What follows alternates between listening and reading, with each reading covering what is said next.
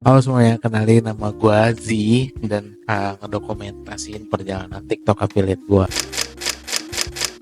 Ya selama 1 bulan gue 100 video dengan tanpa produk tapi dengan para review dan rekomendasi daripada komentar yang ada, dan ya cukup banyak sih yang gue pelajarin. Kayak gue harus belajar call to action, engagement, kayak friends ya, terus gimana caranya gabungkan itu semua menjadi video yang sekitar 20 menit sampai 1 menit lah paling lama. Nah, walaupun gue belajar kayak gitu, memang paling pakainya ya itu tentang bagaimana caranya kita menentukan apakah kita harus menjual secara hard selling maupun soft selling. Ya itu agak dilema ya. Kenapa? Karena kadang gue pribadi gue bikin video nih hard selling, tapi kerasanya tuh kayak kok gue kayak gini doang ya. Memang cepet gitu bikin videonya, bikin editnya videonya cepet gitu. Tapi lama kelamaan juga ngerasa kayak gini doang ya. Di denial sendiri gitu, termuter aja di pikiran sendiri. Terus juga bagaimana dengan soft selling? Kalau lu soft selling ya, gue sih ya sebenarnya kayak gue ngerasain soft selling tuh kayak akhirnya gue cuman bercerita aja gitu, bercerita produk ini gimana tanpa memikirkan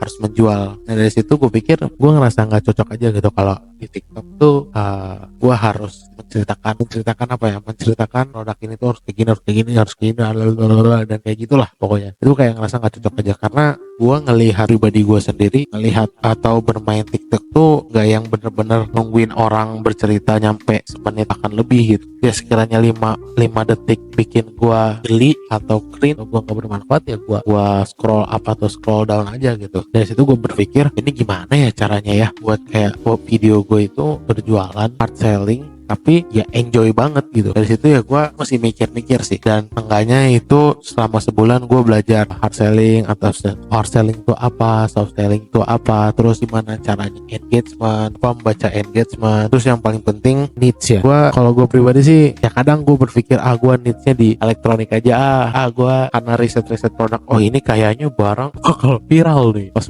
gue syuting, pas gue shoot nggak taunya wakadau gitu. Jadi ya lumayan sih perjalanan selama sebulan ini membuat buat energi terkuras.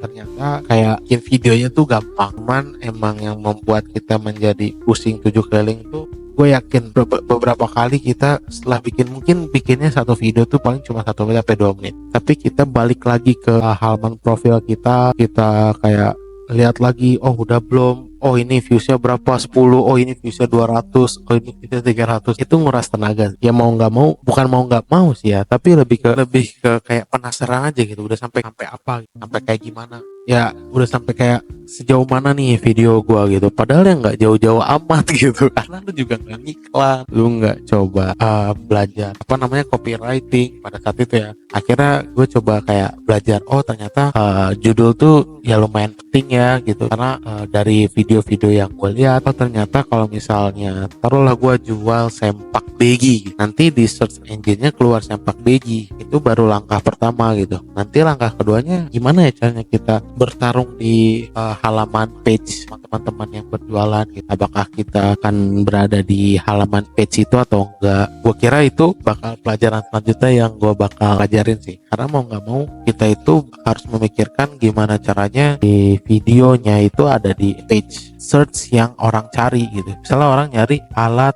pengering baju, ya kita harus mikir gimana caranya video kita itu ada di orang yang search alat pengering baju. Mau nggak mau kan secara video kita harus ngomong alat pengering baju, atau enggak kayak judul kita harus ada kalimat-kalimat alat pengering baju atau pengering baju atau juga baju pengering gitu kan. Orang kan nge-search macem-macem ya, karena dia pikir dia nge-search apa yang dia ada di otak aja, karena otak dia berpikir, oh kayaknya ada nih barang ini yang gua search gitu. Ternyata ya adanya barang itu di search karena banyak penjual yang memikirkan kata kunci kemungkinan yang bakal dicari sama orang. Itulah gue pikir, oh ternyata kayaknya search engine atau copywriting itu benar-benar perlu gitu guys, bukan hanya sekedar oke, ini kata kuncinya, kata kunci viral ini, kata kunci viral itu ya itu perlu gitu. Tapi kalau kayak gitu terus kan kita nggak bisa nyelesain masalah ke depannya gitu. Ke depannya nih apa nih yang potensial viral, nah, itu kan harus dibuat secara bertahap ya. Bilang kalau nggak latihan ya nggak akan bisa kayak gitu gitu. Dan gue pengen dapat kayak kemampuan kayak gitu. Nah kemampuan kayak gitu kalau menurut gue ya itu bisa kita dapat ya kalau kita latihan, kalau bikin video banyak, video yang brutal atau enggak itu tergantung dari kitanya sendiri. Lu kalau brutal tapi tidak memikirkan search engine, ya kebayang gak sih kalau dagangan lu tuh cuman dilewatin sama orang, kayak orang lagi dagang di jalan, ya dia lurus aja gitu jalan, dia kayak dia nggak akan ngeliat ke kiri ke kanan. Kalau lu bener-bener dagang, itu kan sama perumpamannya sama kayak lu dagang di jalan atau lu jalan di TikTok, ya video lo bakal lewat dia, tapi ya dia langsung swipe up gitu. Jadi kan maksud gua, jadi kayak bagi gua sih brutal tuh perlu, tapi perlu juga search engine buat optimasi segala macam. Jadi kenapa kita nggak memikirkan bagaimana caranya buatin video brutal plus search engine yang seenggaknya menangin kata kunci gitu. Nah, gue tuh lagi belajar kayak gitu, nyari formula-formula yang bagus tuh kayak gimana supaya katanya kan 3 bulan atau 6 bulan kita bakal dapat gelundungan itu. Benernya ya gue nggak tahu gitu, tapi berdasarkan yang kalau kalian cari di data video kalian kan ditulis biasanya sekitar 90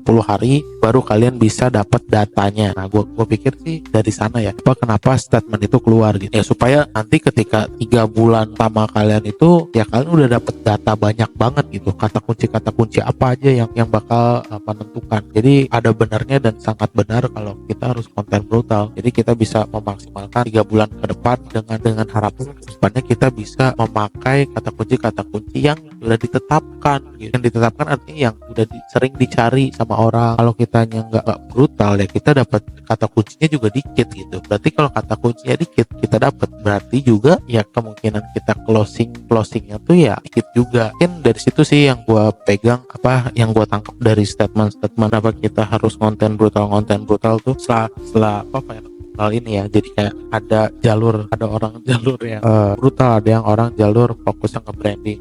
Jadi ya kenapa nggak kita paduin? Karena nih ada yang orang yang sukanya hard selling, terus ada orang yang sukanya soft selling. Kenapa kita nggak jalan tengahnya aja? Kayak misalnya kita cari aja rata-rata penonton kita tuh berapa. Misalnya di video ini, ternyata potensial di kategori video ini kayaknya lebih suka orangnya hard selling, atau di video yang gue suka ini atau di kategori ini kayaknya lebih suka soft selling deh, karena dari beberapa video yang gue terbitin kayaknya orangnya lebih nontonnya banyak. Ya itu kalian bisa konversiin aja. Mungkin yang soft selling kalian pengen buat naikin akun, atau hard selling ya kan pengen jual produknya. Gue selama sebulan itu belajar kayak gitu sih, kayak ternyata kayak gini ya, ternyata luas gitu ya. Mungkin itu aja sih yang gue belajarin dari sebulan konten TikTok affiliate. Dan paling bodohnya di TikTok affiliate gue sama sebulannya adalah ngiklan asal-asalan. Dan iya close, tapi CO ada yang CO, tapi ya gue gak dapet ilmunya sama sekali. Jadi buat apa gitu, dan itu gak akan gue ulangin. Oke, buat kalian harus tetap semangat, perjalanan masih panjang. Mungkin kalian nonton ini di waktu-waktu, mungkin kalian lagi nonton video ini ketika kalian benar-benar lagi nyari solusi ya. Cuman gue mau bilang solusinya nggak ada, solusinya cuma harus disiplin dan terus belajar. Gak ada cara instan kecuali kalian artis. Oke, jadi